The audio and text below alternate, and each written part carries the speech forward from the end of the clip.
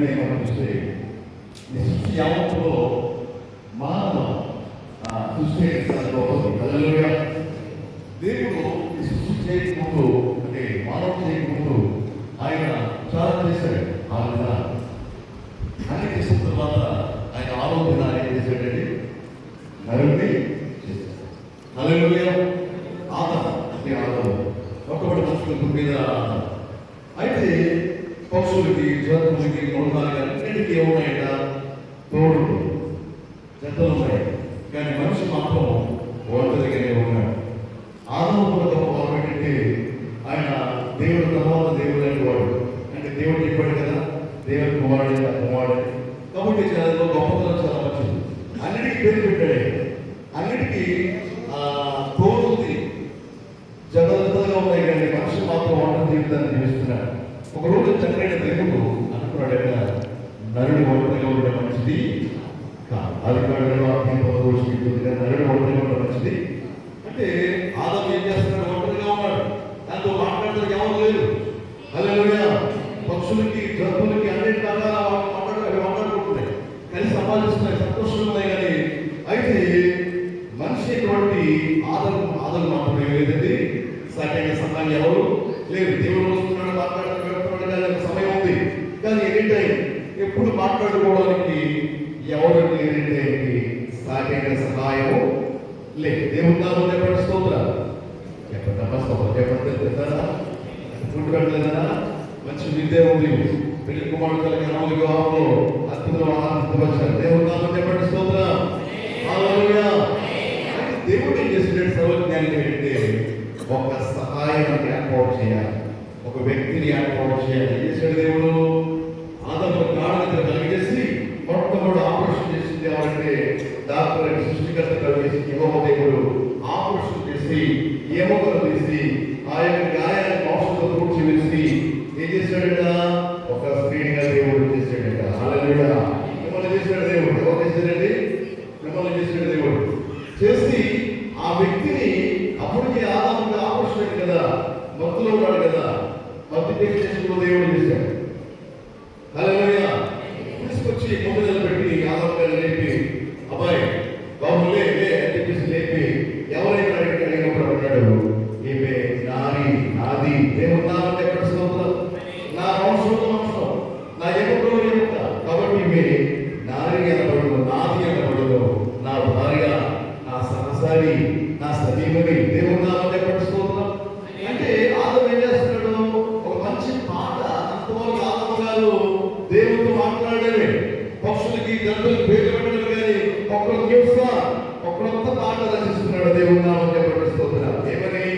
నా ఎముకలో ఎముక, నా వంశంలో వంశం నాడుని తీయబడింది కాబట్టి నారీ అనబడినని కవితకారులు అద్భుతంగా రాస్తారు. కవితలు బాగా. హల్లెలూయా. ఇక్కడ పాట రాస్తూ పాటను మొట్టమొదటి రచించిన వాడు, గాయన సంపర్చిన వాడు, పాడినవాడు ఉన్నారంటే ఆదాము. దేవుడు నామం చెప్పండి స్తోత్రం. ఈరోజు చాలా పాటలు వస్తున్నాయి, సినిమా పాటలు వచ్చేస్తున్నాయి, క్రైస్తవ వేదికల్లో పాటలు వచ్చేస్తున్నాయి. అంటే చాలా మంది పెళ్లి పాటలు రాస్తూ ఉన్నారు. హల్లెలూయా. ఎలా రాస్తున్నారు? అద్భుతంగా ప్రణాళికంగా వర్ణిస్తూ ఉన్నారంట. హల్లెలూయా. కొన్ని పాటలు వింటుంటే నీ ముక్కలా ఉంది, నీ కన్నులా ఉంది, నీ కాళ్ళలా ఉంది అని ఎంత బాగా వర్ణిస్తూ ఉన్నారో. ఎవరి గురించి అంత పాటలు? ఎప్పుడు వస్తున్నాయి పాటలు? ఏంటి చెప్పాలి? అంతవరకు పాట ఏమి రాలేదు. కానీ ఎప్పుడైతే తన ముందు నిలిచినటువంటి తన యొక్క స్వరూపు, తన రూపంలో, తన ఎముకల యొక్క వంశం కనబడగానే అయ్యే ఏమొస్తున్నాయమ్మా? పాటలు వస్తున్నాయి. దేవుడు నామం చెప్పండి స్తోత్రం. గాయకుడు అయ్యాడు, రచయిత అయ్యాడు, అద్భుతంగా పాట పాడుతున్నాడు. హల్లెలూయా. చూడండి, అందుకే వివాహము ఘనమైనదిగా ఎంచబడింది. దేవుడు మనిషి ఒంటరిగా ఉన్నప్పుడు ఆదాము ఆశీర్వదించాలి. ఆయనకి ఏం అవసరం లేదు, ఎందుకంటే కావలసినవన్నీ ఏదేమో అన్నీ ఉన్నాయి. కానీ తనకు భార్య ఇవ్వబడిన తర్వాత దేవుడు మీరు ఫలించని భూమిని నింపండి అని వారిని ఆశీర్వదించారు. అంటే వివాహం ఏంటి? ఆశీర్వాదం. వివాహం ఏంటి? వివాహం అంటేనే ఆశీర్వాదం. దేవుడు నామం చెప్పండి. చాలా మంది వివాహాన్ని నిషేధిస్తున్నారు. నిరాకరిస్తున్నా. వయసు పడిపోతున్నా, మొదలు చేస్తే మొదలు పెట్టుకుంటున్నా, అతనిగా మొదలు పెడుతున్నా. చాలా మంది పురుషులు స్త్రీలు ఏం చేస్తారంటే కాస్త ఇక్కడ టైం ఉందండి. ఏ టైం ఉంది? వాళ్ళకి 35 చేశారు, 35 చేస్తున్నాయి, 40 చేస్తున్నాయి. దేవుడు నామం పట్టిస్తున్నా. నేనే పెళ్లి కార్యక్రమం కానీ మా బంధువుల్లో కొంతమంది పెళ్లి కూతుర్ని సంబంధం చూడమంటే సరే మా వాళ్ళే కదా చెప్పి సంబంధం చూడడం ప్రారంభించాం. చూసినప్పుడు వాళ్ళు ఏమన్నారంటే అబ్బాయిని చూసినప్పుడు అబ్బాయి నల్లగా ఉన్నాడండి, పొట్టిగా ఉన్నాడండి, అబ్బాయి మాకు సెంటర్ రండి, మాకు మహేష్ బాబు కావాలండి, లేక ప్రభాస్ కావాలండి, అలాంటి వాళ్ళు కావాలండి. మరి అలాంటి వాళ్ళు కావాలి, మీరు ఎలా ఉండాలి? ఇలాగే ఉండాలి కదా. దేవుని నామాన్ని పట్టిస్తాం. సరే మంచిది నాన్న వస్తాలే వాళ్ళని అనుకున్నప్పటికీ ఇప్పటికీ మా బంధువుల్లో అమ్మాయికి అబ్బాయికి ఒక అబ్బాయికి 30 వచ్చేసాయి, ఒక అబ్బాయికి 40 వచ్చాయి, ఒక అబ్బాయికి 50 పెళ్లి కావాలి, వివాహం అవ్వలే. దేవుని నామాన్ని పట్టిస్తున్నాం. వివాహం ఎప్పుడు జరగాలి? నేను అనుకుంటా ఆదరణ కోసా అంటే అసలు నాకు అవార్డు లేదు కానీ కోసా అనుకుందాం. కోసా ఆదరణకి అయితే గీతే 30 ఏళ్ళ వివాహం అయ్యేప్పుడు చెప్పం అనుకుందాం. దేవుని నామాన్ని పట్టిస్తున్నాం. హల్లెలూయా. మంచి టైం. నేను వివాహం చేసుకున్నాను ఎప్పుడంటే నవ్వుకంటే అప్పుడు నా వయసు 20 ఏళ్ళు. చిన్న వయసులోనే వివాహం చేసుకున్నాను. దేవుని నామాన్ని పట్టిస్తున్నాం. ఇప్పుడు ఈ వయసు కూడా రాలేదు, ఇప్పటికి సరిగా రాలేదు, వస్తాయి. హల్లెలూయా. నా వయసు 47, 47. దేవుని నామాన్ని పట్టిస్తున్నాను. హల్లెలూయా. అయితే మా గురుగారు చెప్తా ఉండేవారు. మా గురుగారి పేరు అపోస్తలుడు ప్రేమ్ సాగర్ గారు. అపోస్తలుడు ప్రేమ్ సాగర్ గారు చెప్తా ఉండేవారు. బాబు వివాహం చేసుకోవద్దాయనేవారు. సార్ ఎందుకు సార్ వివాహం చేసుకోవద్దండి? వివాహంలో చాలా కష్టాలు ఉన్నాయా, చాలా బాధలు ఉన్నాయా, ఆ బాధలో పల్లెలు నేను పడతా ఉన్నాను, నువ్వు పెళ్లి చేసుకోవద్దయ్యా అనేవాడు. నేను అనేవాడిని, అడిగారు మీరు వివాహం చేసుకున్నారు, వివాహంలో ఎన్ని రకాల ఆశీర్వాదాలు అనిపిస్తున్నారు, మరి నేను కూడా అదేంటి చూడాలి కదా వివాహం అంటే అని పోటీ పడేవాడు. దేవుని నామాన్ని పట్టిస్తున్నారు. అందుకని 25 మంది పోటీ పడి వివాహం చేసుకున్నారు. తర్వాత అర్థమేసిన వివాహం అంటే ఎలా ఉంటుందో దేవుని హల్లెలూయా. మంచిది, కానీ ఈ లైఫ్ చాలా బాగుంటుంది. నిజంగా ప్రభుత్వం మనం సహవాసం చేస్తే, నడిస్తే, ప్రభు మన కుటుంబాన్ని కట్టుకోగలిగితే ఒంటరి జీవితం కాదు, జంటగా ఉన్న తర్వాతే చాలా గౌరవించబడతాం. దేవుడు నామాన్ని పట్టిస్తున్నారు. అందుకే దేవుడు ఏం చేసేటంటే అపోస్తలుడు పౌలు గారితో మాట్లాడుతున్నాడు. ఆ మాట దేవుడు ఒంటరిగా ఉంటే మంచిది కాదయ్యా, తొందరగా ఉన్నవాడు, అలాగే ఉన్నవాడు, లేక అనేక రకాల ఆలోచించేవాడు వివాహం జరిగితే బాధ్యత వస్తుందని దేవుడు ఏం చేశాడంటే ఆదాముకి తోడు నింపడం కొరకు ఒక అమలు ఇచ్చాడు దేవుడు. ఈ రోజున మనం చూస్తున్నాం దైవజనులు ప్రవక్త రవి గారికి ఏమిచ్చాడు దేవుడు? ఏమిచ్చాడన్నా? ఏ కనిపిస్తుంది దేవుడు? ఆ బంగారు బొమ్మ మీకు కాదు, ఆయన దేవుడు చెప్పేస్తున్నా. దేవుడు ఏం చేశాడంటే ఒక మంచి అందమైనటువంటి ఆ అమలు దేవుడు ఆయన సిద్ధపరిచాడు. దేవుడు నామం చెప్పేస్తున్నా. రవి గారు నా దగ్గరికి పోయిన మార్చి 11 వచ్చారు. 10 days మా మధ్యలో ఉన్నారు. ఆయన చెప్పారు, ఏం చెప్పారంటే అయ్యా నాకు వివాహం సెట్ అయ్యింది, మీరు ఖచ్చితంగా వివాహంతో రావాలి అన్నారు. నేను అన్నాను భయంకరమైన ఏరియా ఊరు భయంకరంగా నా ప్రయాణం భయంకరం.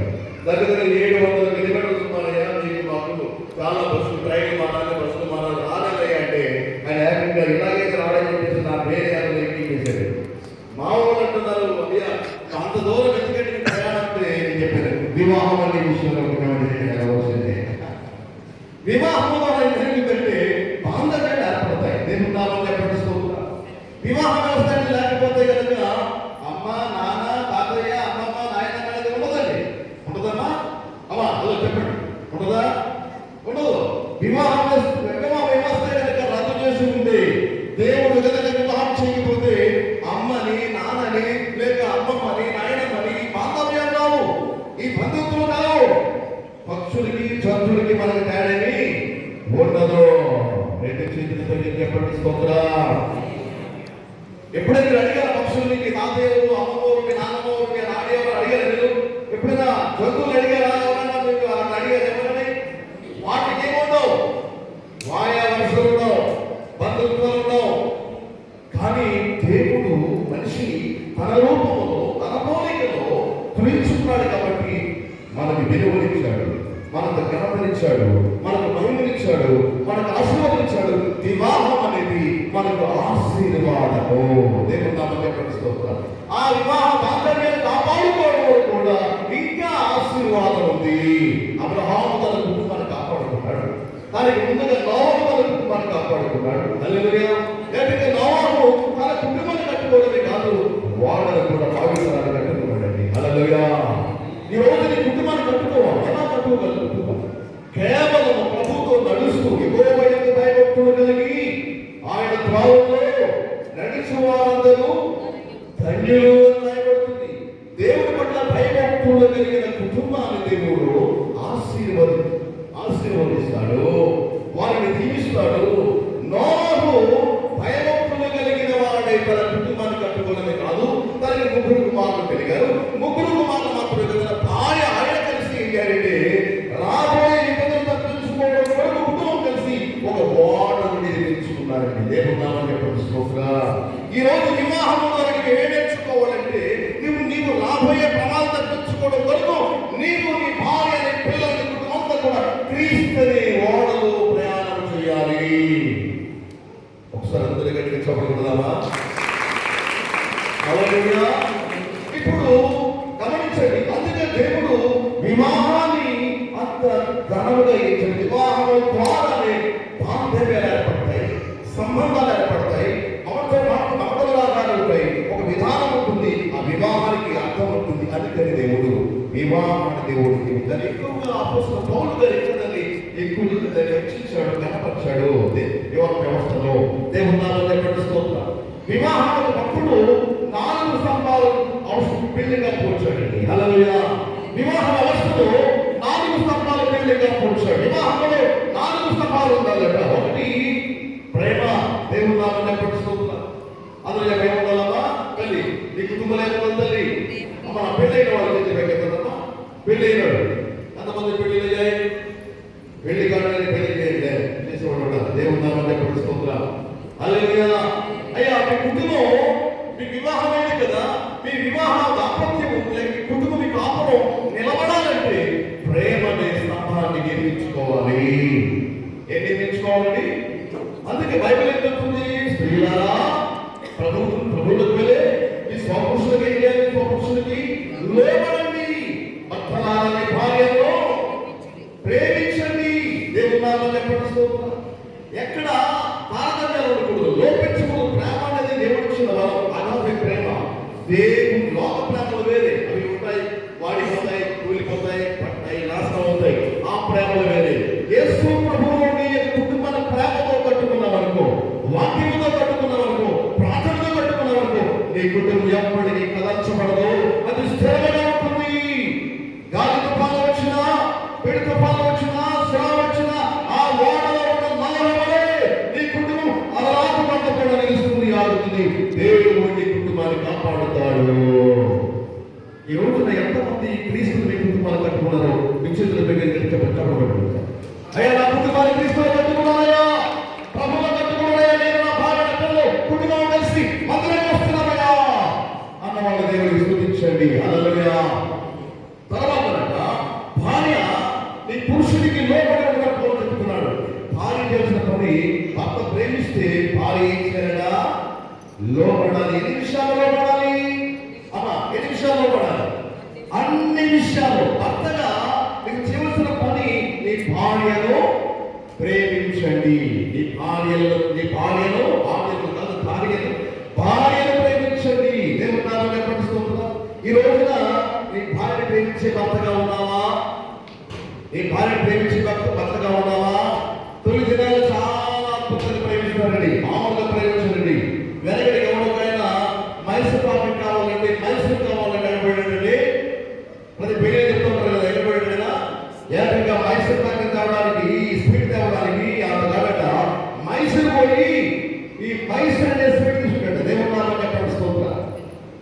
తర్వాత అమ్మగా అడిగిందట, అయ్యా నాకు ద్రాక్ష పండు కావాలంటే ఎప్పుడంటే 40,000 నాకు ద్రాక్ష పండు కావాలంటే ద్రాక్ష రామోలే అప్పుడు అక్కడ ద్రాక్ష రామం ఉంది, రాజమండ్రి ఆ ద్రాక్ష రామం కూడా ఉంది అక్కడ పోలే అన్నాడు. ఊరుగా నీకు మొహం నీ మొహం ద్రాక్ష కూడా ఉంది. దేవుని నామమునకు స్తోత్రం.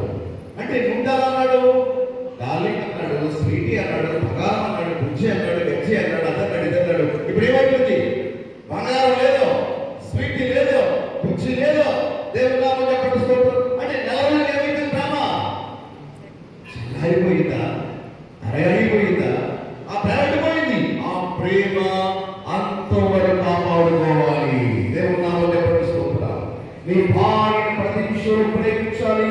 స్త్రీ బలహీనమైన దాంట్లో జ్ఞానంతో కాపురం చేయాలి. జ్ఞానంతో కాపురం చేయాలి. హల్లెలూయా.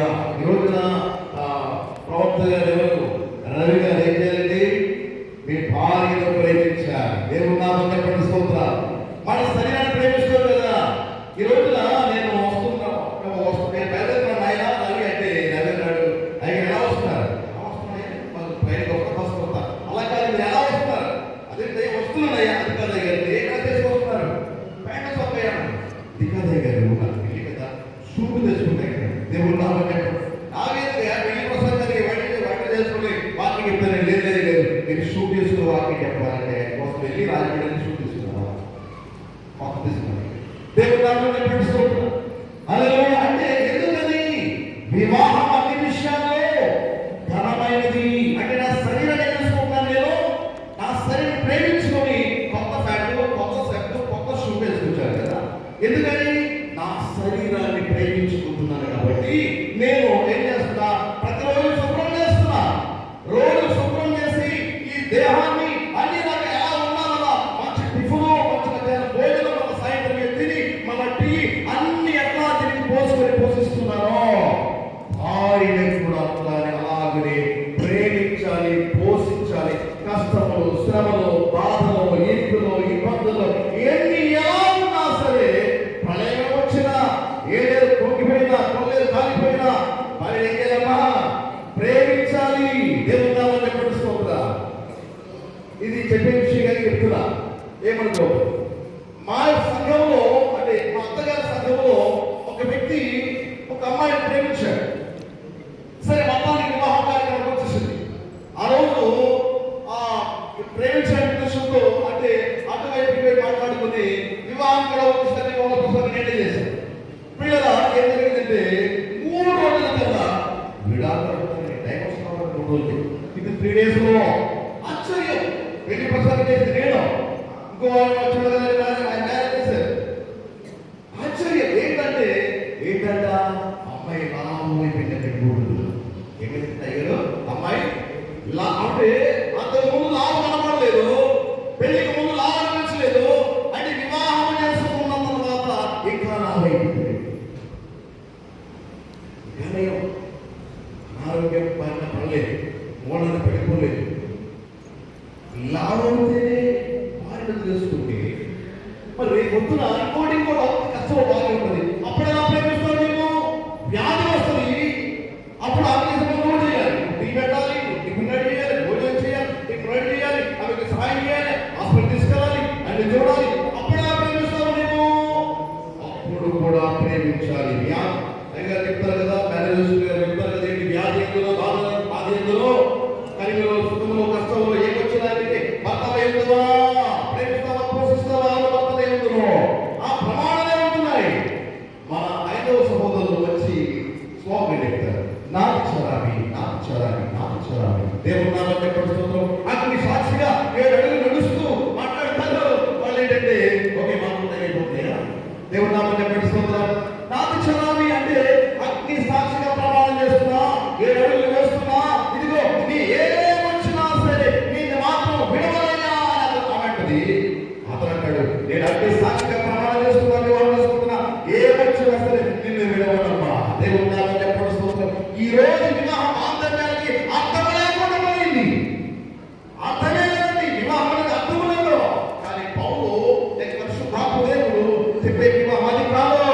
జీవితాంతం భర్తగా భార్యని ప్రేమించాలి, భార్యకి అన్ని విషయాలలో పడి ఉండాలి. దేవుడు నామం చెప్పండి.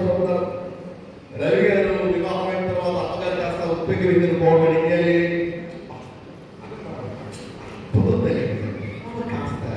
కొంచెం తగ్గించాలి, రాకపోవడానికి రాత్రి కాస్త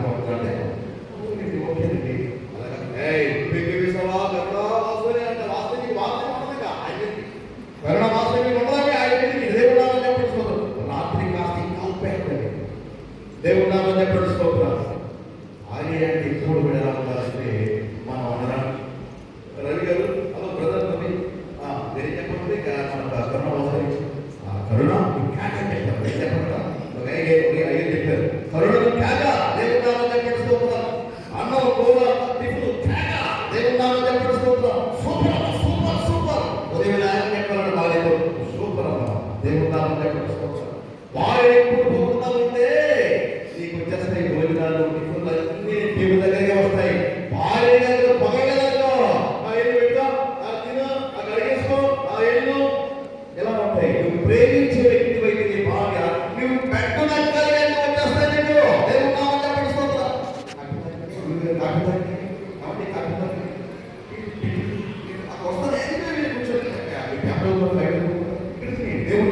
స్తోత్రం. ఏమైనా తేడా చేసావా? ఇది తేడా. దేవుని నామమున చెప్పండి స్తోత్రం. ఇప్పుడు భార్య లోబడి ఉండాలి. దేవుని నామమున చెప్పండి స్తోత్రం. ఎలా ఉండాలి భార్య? లోబడి ఉండాలి. ఇప్పుడు నలిగలిగిన పాపచింద్రుడే అనుకుందాం. భార్య ఏం చేయాలి? నేనే తగ్గువా అనకూడదు. నాకు పాపం నేను ఉప్పుగానే. ఈరోజు నేను బ్రేక్ఫాస్ట్లో టిఫిన్ తింటా ఉంటే ఎంత కాలం ఇచ్చారు. ఆ కాలం వేరే, ఈ కాలం వేరే. దేవుని నామమున చెప్పండి స్తోత్రం. ఏంటో బలంగా చెప్పేసి తినేసింది. అలా పంట తీసుకుని పడిపోతుంది. వెంటనే పెరిగిపోతే మా యొక్క కారణం మా యొక్క ఈ శిక్షకి వేరే ఈ కడుపు పక్కన పెరిగిపోవడం అదృష్టం. అది వెంటనే వాటర్ వదులుకొని టమాటా ఉద్దేశి ఆగేనండి కాసేపటికి అనిపించింది. ఏమనేది ఈ కాలం మంచిది కదా నయనా అంటే మంచిదే. దేవుడు నామమున చెప్పండి స్తోత్రం. కారణం చెప్పదు కాదు, ఎంత తినాలో అంత తినాలి. దేవుడు నామమున చెప్పండి స్తోత్రం. కరుణ గారు కూడా అలాగే అయ్యా లోబడి ఉండాలి. రజి గారి కోపం వస్తే భార్య ఏం చేయాలమ్మా? లోబడాలి. అయితే ఈ వివాహంలో బాధ ఏంటంటే చూడండి 4 స్తంభాలు కదండి. ఒకటి ప్రేమ, రెండవది క్షమాపణ. దేవుడు నామమున చెప్పండి స్తోత్రం. ఒకరు క్షమించుకోవాలి. మూడవది సంభాషణ. దేవుడు నామమున చెప్పండి స్తోత్రం. భార్య ఎప్పుడు కూర్చొని మాట్లాడుకోవాలి. అన్ని మాట్లాడుకోవాలి. దేవుని కాదు, వారసరమైన సలహా కాదు. భార్య పక్కన కూర్చొని మాట్లాడుకోవాలి, సంభాషించాలి. ఏ విషయమైనా సరే మూడో వ్యక్తిని లేకపోకూడదు. అలా వ్యక్తి ఎక్కడే ఏదైనా మనం మనిషి ఆదరణ తోసివేయబడ్డారు. మూడో వ్యక్తి ఎక్కడకూడదు. మీలో రాయబడి వారి దిగంబరులు వారు సిగ్గు ఎరగక ఉండి మీలో రహస్యం కాబట్టి అమ్మ కర్మలేదు మీరు మంచి వ్యక్తి బాగా రవిగారి ఫోన్ లాగేస్తే మనం చెప్పడం. దేవుని నామమున చెప్పండి.